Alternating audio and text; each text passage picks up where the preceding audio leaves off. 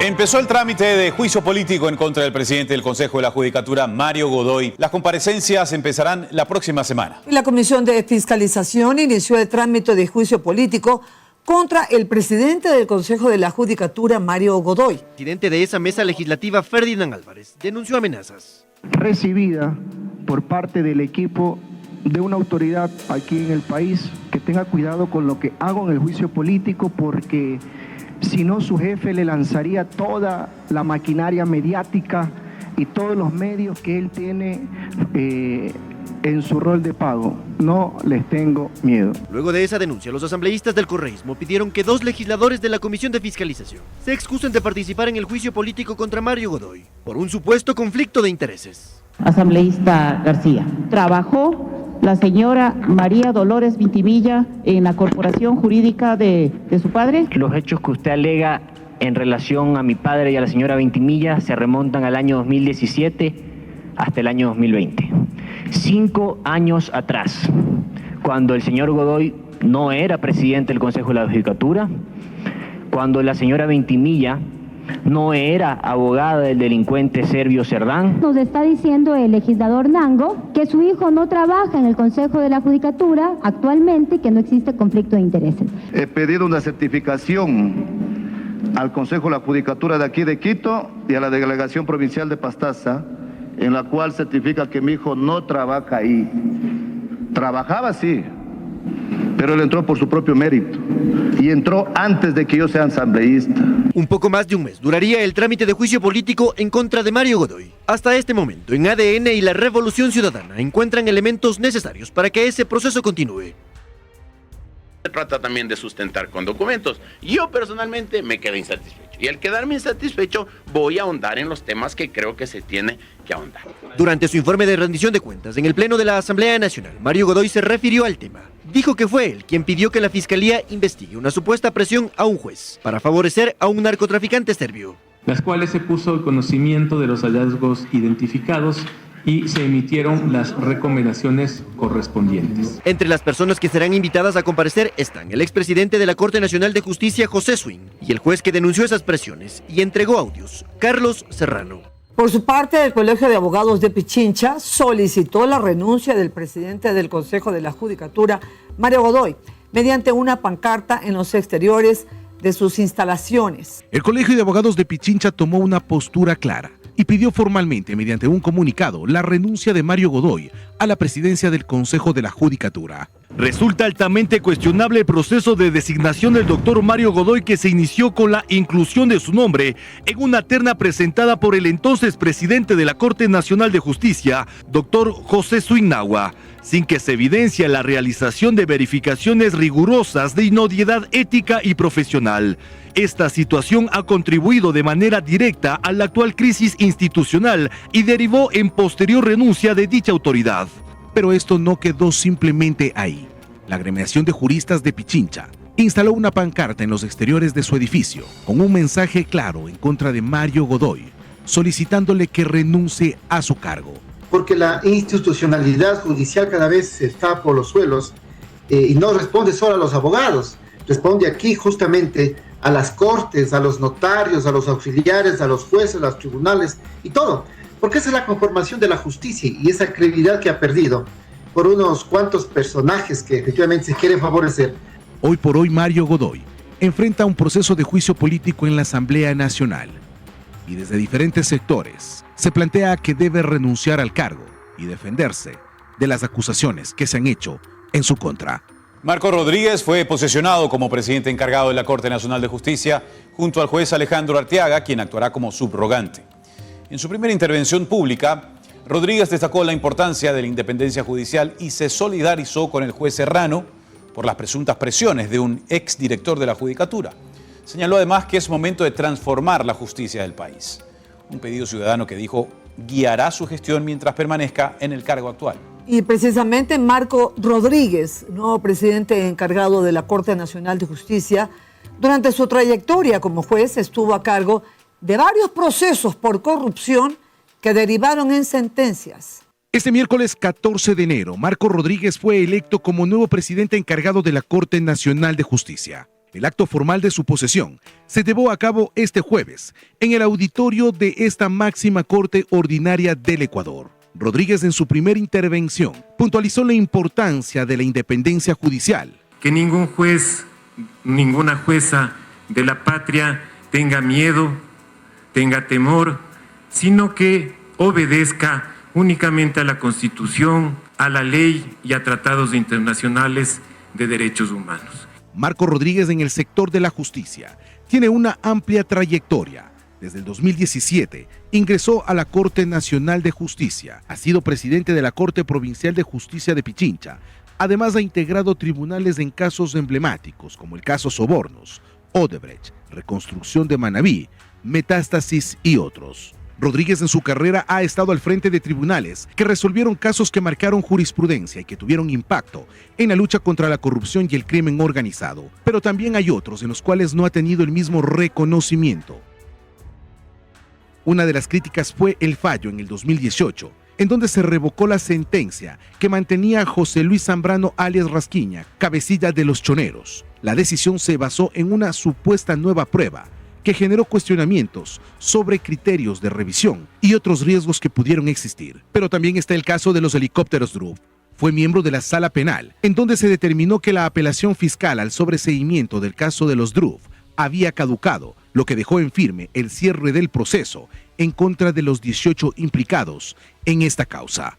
Hoy Marco Rodríguez toma las riendas de la Corte Nacional de Justicia en un momento de alta expectativa y escrutinio público por los cuestionamientos que se ha hecho al sistema judicial en el Ecuador, que marca un punto de inflexión que puede definir el cambio de la percepción ciudadana sobre la independencia judicial y la eficiencia de los máximos tribunales. En Guayaquil, el ministro del Interior asistió a la capilla ardiente antes del traslado del cuerpo del cabo Giancarlos Jaramillo a su natal Loja. La policía está trabajando en la ubicación de estos criminales para que paguen por lo que han hecho, eso sin duda alguna. La investigación está en camino, tenemos ya información, de hecho hemos abierto la línea 131 para quienes quieran dar información sobre los responsables y obviamente se ofrece una recompensa por esa información. Sin embargo, policía ya tiene un canal de investigación activado, tenemos ya información y vamos a trabajar para la captura inmediata de estos malditos. Carlos Leonardo Alarcón, fiscal general del Estado, presentó su informe de labores del año 2025 en la Asamblea Nacional.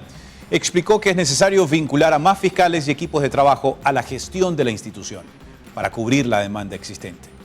En un repaso a los casos que procesó la Fiscalía, mencionó a los considerados emblemáticos y que fueron de dominio público, unos ya resueltos, otros aún en trámite. El funcionario señaló que esas resoluciones revelan que la Fiscalía actúa con independencia.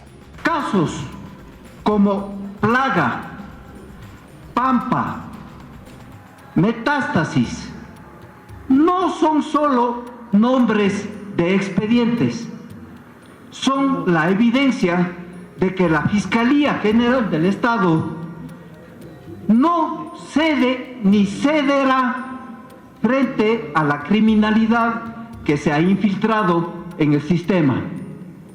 En tanto, el Procurador General del Estado destacó la gestión de la institución en la defensa del país en procesos internacionales en los que se lograron fallos favorables o la reducción de pagos por laudos, como ocurrió recientemente en el caso Chevron. El funcionario presentó su informe de labores ante la Asamblea Nacional, donde expuso cifras y detalles de estos procesos. En los procesos finalizados en el año 2025, en los que se reclamaban cuantías por un total de 133 millones de dólares, la Procuraduría ha logrado evitar el pago de 121 millones de dólares, lo que representa un pago evitado del 91% del total de las cuantías, consolidando así un resultado histórico en la defensa del patrimonio del Estado y reafirmando el compromiso con la protección del interés público. Hasta 7 años de prisión enfrentarán quienes utilicen uniformes policiales o militares en delitos. La Asamblea Nacional avanza en una ley que busca frenar el uso por parte del crimen organizado. El ejemplo más reciente es del asesinato de alias El Marino, ocurrido en una urbanización privada de la isla Mocolí. Los sicarios ingresaron vestidos con prendas similares a los uniformes de la Policía Nacional. Nadie sospechó, nadie reaccionó. Así ejecutaron a quien era considerado líder de la banda criminal Los Lagartos. No es un caso aislado. Es una modalidad criminal que ya se repite. Eso desde hace meses en la Asamblea Nacional se discute una norma específica. Se trata de la ley para prevenir y sancionar el uso delictivo y la simulación de funciones mediante uniformes de seguridad pública. El objetivo es claro: evitar que el uniforme se convierta en un arma más del delito. La propuesta sanciona el montaje de escenarios engañosos, como por ejemplo falsos retenes, supuestos patrullajes, controles inexistentes. En estos casos la pena será de 1 a 3 años de cárcel. Si el uso del uniforme falso deriva en privación de libertad, ingreso a inmuebles o afectación patrimonial, la sanción se agrava. La pena sube de 3 a 5 años. Pero el castigo más severo llega cuando el engaño involucra directamente a la Policía Nacional o Fuerzas Armadas. Allí la pena escala de 5 a 7 años de prisión. Hoy en día el COIP solo sanciona de 15 a 30 días el mal uso de los uniformes de la fuerza pública. Por $50 cualquier persona puede adquirir un uniforme de la fuerza pública. Por eso es importante que hoy le demos un marco normativo, pero dentro de las sanciones que se requieren al hacer mal uso de estos uniformes. La ley no se queda solo en el castigo. También establece un marco de regulación para la fabricación, comercialización y distribución de uniformes policiales y militares. También necesitamos tener bodycams en los uniformes de los policías y los militares para tener más seguridad, para tener mayores respaldos del accionar y de nuestras fuerzas del orden y evitar que otra gente lo utilice. Sin embargo, nosotros como Asamblea no podemos presentar, por supuesto, proyectos que incrementen el gasto público.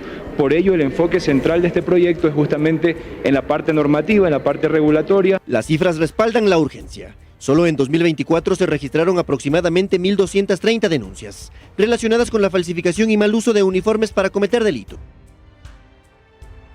Fallo inoportuno de la Corte Constitucional, así lo califica Roberto Azpiazu, presidente ejecutivo de la Cámara de Energía del Ecuador, ante las recientes decisiones que prohíben la participación privada en el sector eléctrico bajo ciertas condiciones. El fallo es inoportuno porque en definitiva lo que tenemos que hacer en este momento es alentar la inversión privada en el sector energético. Y finalmente esto es percibido como algo que en Ecuador no hay interés en fomentar la inversión privada en nuevos proyectos de energías renovables o de ciclo combinado o termoeléctricas que se están requiriendo porque sabemos perfectamente bien que nos estamos manejando en un escenario de déficit. Yo pienso que hay que verlo en la lógica de que hay inversiones gigantescas que no se han venido realizando en el plan maestro de electrificación en razón de que el Estado no tiene el dinero para hacerlo. Entonces tenemos que ver quién tiene la plata para invertir.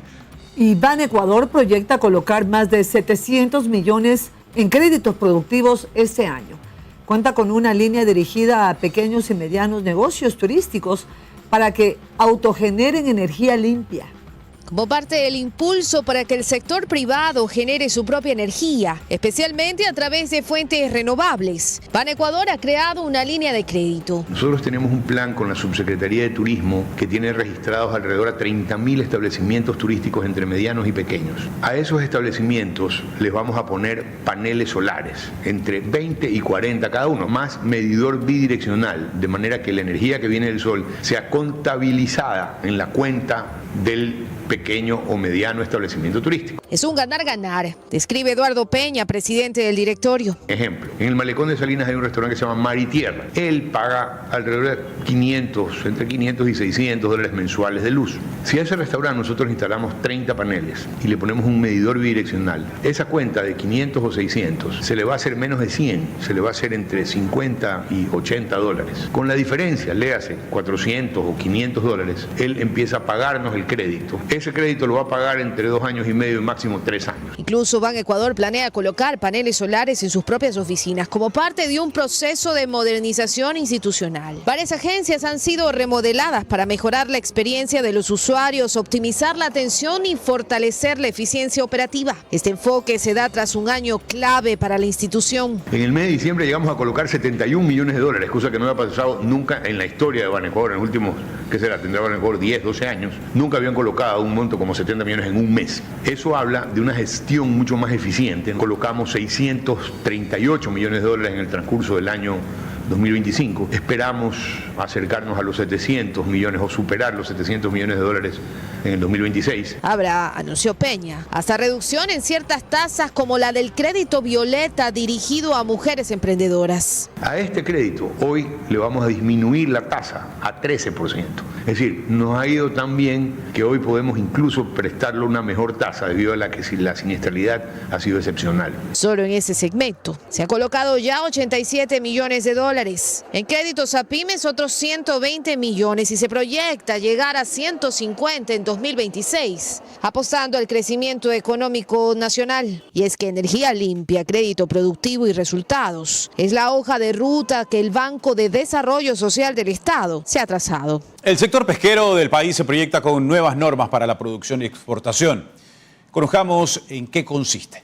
Luego de varios años, la Cámara Pesquera de Ecuador ve con buenos ojos las proyecciones que tiene para este 2026. Va a ser un año normal en cuanto a la parte oceanográfica. Si tenemos resuelto el tema de los mercados, creo que va a ser un año muy bueno. El año pasado hemos terminado con exportaciones un poco superiores a los 2.450 millones de dólares.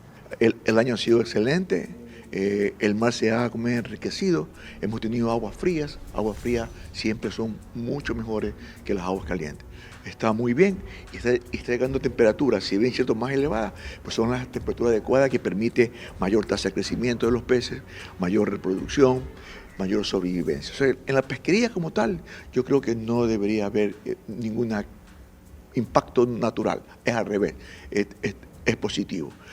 Asimismo, indicaron que lo sucedido en Venezuela da una gran oportunidad al mercado de ese país, que se recupera después de tantos años. El mercado venezolano siempre fue un mercado muy importante para el Ecuador. En su momento se llegaron a vender ahí cerca de 120 millones de dólares en atún. Ahora que vemos lo que está sucediendo en Venezuela y posiblemente va a haber un cambio en el manejo de ese país, es posible que ese mercado lo podamos recuperar nuevamente. Será muy importante. Ese mercado se perdió hace por lo menos unos 8 o 10 años. Espera que el mercado pesquero se extienda aún más en el Medio Oriente para crecer no solo en producción, sino en la economía del país.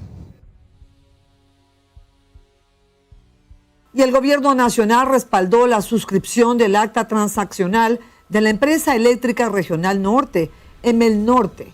El acuerdo beneficia a 310 trabajadores y sus familias e incluye pensión mensual por jubilación patronal, sistema de remuneraciones, incremento salarial y pagos por subrogación o encargo. Durante el evento, el presidente ejecutivo de Emel Norte agradeció al Ministerio de Trabajo. El ministro Harold Burbano señaló que el acta fortalece relaciones laborales y la paz social tras un proceso de diálogo y negociación con la firma. En el austro del país se registran precipitaciones fluviales que alimentan el caudal de agua en la represa hidroeléctrica Paute y así aleja las posibilidades de estiaje. El austro se recarga, la naturaleza y la gestión estatal aseguran la luz para el país. El panorama energético de Ecuador da un giro alentador este inicio de 2026, pues tras semanas de incertidumbre climática, las lluvias han regresado a la zona austral, devolviendo la vitalidad de los caudales que alimentan el complejo hidroeléctrico de Paute.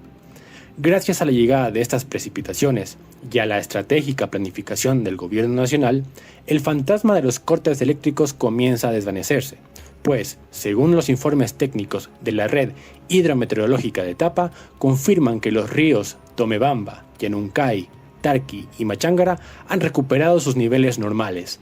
Este incremento ha impactado de manera directa y positiva en el embalse de Mazar, cuya cota muestra una tendencia de estabilización tras haber superado los días más críticos en los meses de noviembre y diciembre. En realidad estos dos últimos meses, diciembre y lo que va de enero, han sido meses de comportamientos extremos en el clima. Recordemos que en diciembre tuvimos lapsos bastante grandes de 15-20 días con una ausencia completa de lluvias, lo que hizo que los caudales de los ríos bajen hasta cerca del umbral de caudal bajo. A diferencia de años anteriores, donde la lluvia significaba oscuridad, hoy contamos con un sistema resiliente, pues 2026 es el año en que la gestión pública y la naturaleza se alinean para garantizar el bienestar de los hogares de los ecuatorianos. La prefectura del Guayas asumirá estudios y la construcción del nuevo acceso a Guayaquil quedó eliminado de un acuerdo con el municipio de Daule. Lo que antes era un acuerdo hoy se finaliza. Hablamos del convenio que mantenía la prefectura del Guayas con el municipio de Daule en 2024 para el nuevo acceso noroccidental de Guayaquil.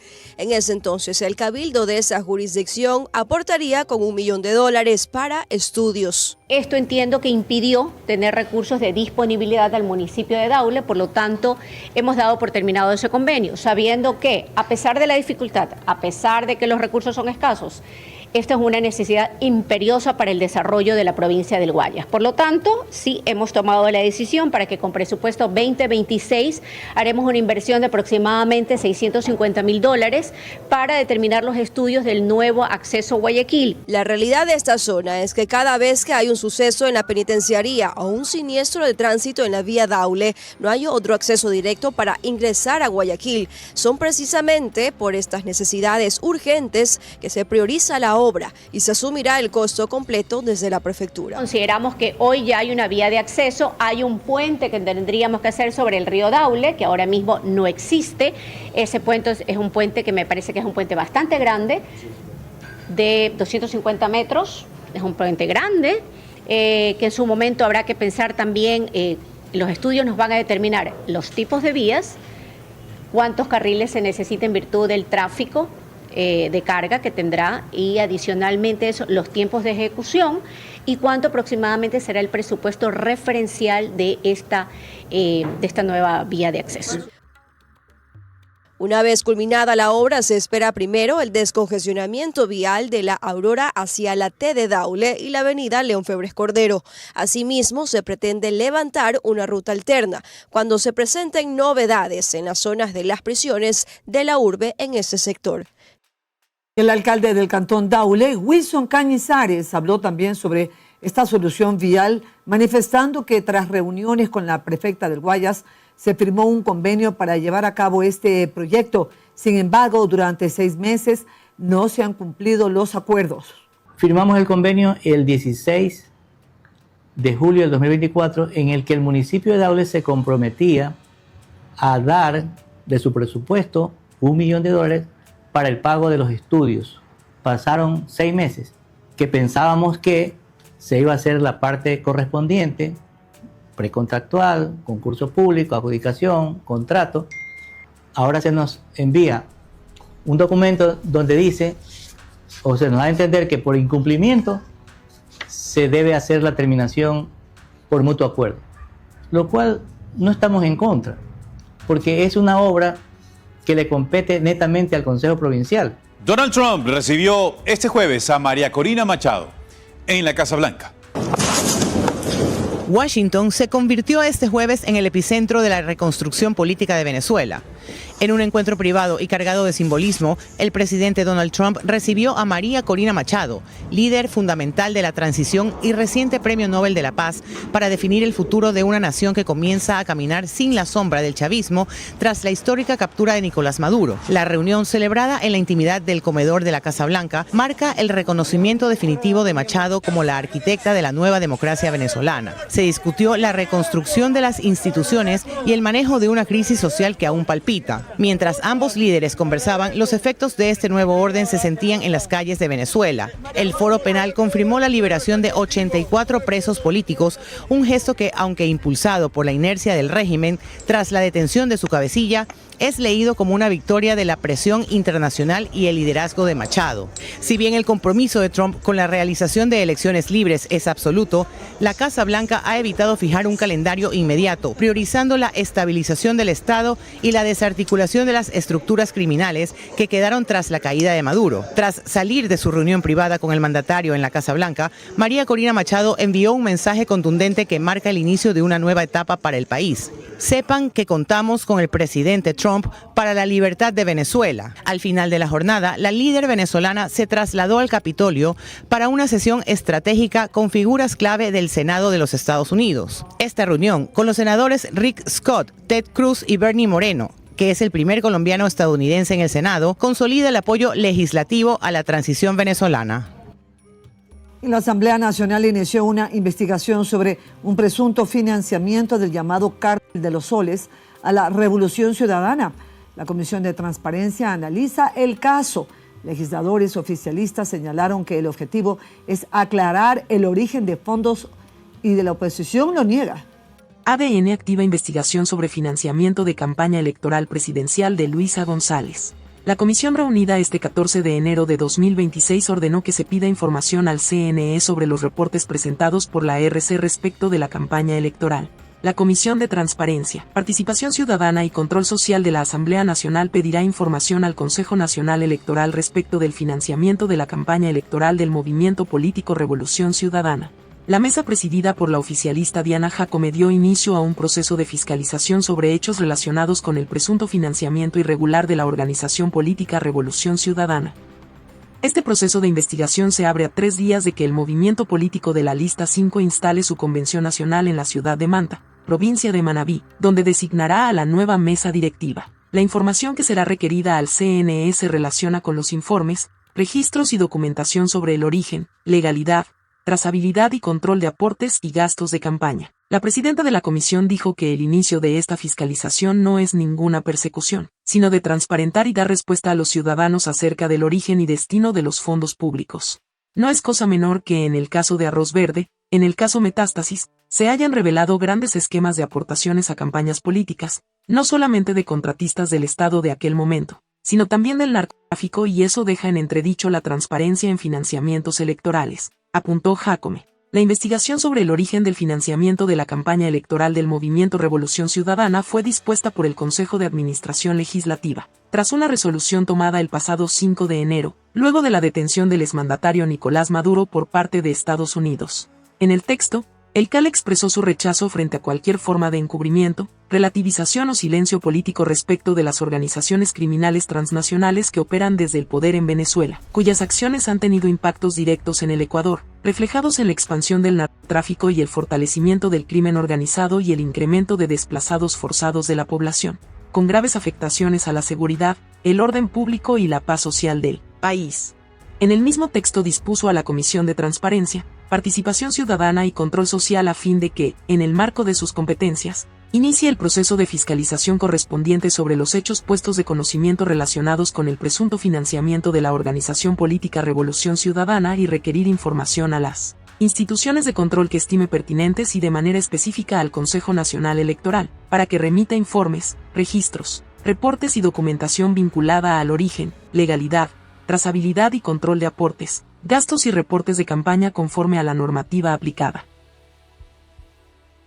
En este sentido, la legisladora Jacome comentó que con este proceso de fiscalización lo que se busca es transparentar los fondos utilizados en campañas electorales. Se busca también saber si detrás de ese financiamiento está un gobierno que les hizo tanto daño a millones de venezolanos que tuvieron que salir de su patria. Un delincuente que hoy se encuentra en Estados Unidos enfrentando cargos ante la justicia. El asambleísta Jorge Chamba, ADN, afirmó que a la comisión se pidió que se investigue el presunto financiamiento de la campaña electoral de la RC con recursos provenientes del gobierno de Nicolás Maduro, expresidente de Venezuela, quien hoy enfrenta cargos ante la justicia de Estados Unidos. Chamba dijo que es importante que la Asamblea Nacional fiscalice e investigue si en realidad la organización RC se ha beneficiado de recursos irregulares originados en actividades ilícitas, por los que hoy se juzga al expresidente de Venezuela en los Estados Unidos. Indicó que la fiscalización permitirá transparentar las actuaciones de la organización política RC, considerando que el secretario de Integridad Pública de Ecuador, Julio Neira, señaló que con la caída del régimen de Nicolás Maduro también cae la red de financiamiento político que operaba desde PDVSA, en donde investigaciones en Ecuador revelaron presuntos pagos de contratos vinculados a PDVSA Ecuador, que habrían beneficiado a actores del correísmo, incluido el hermano de Jorge Glass, y figuras cercanas a Luisa González. Así también investigaciones periodísticas dan cuenta de la vinculación de la actual presidenta de Venezuela, Delcy Rodríguez, con personajes muy cercanos a Rafael Correa.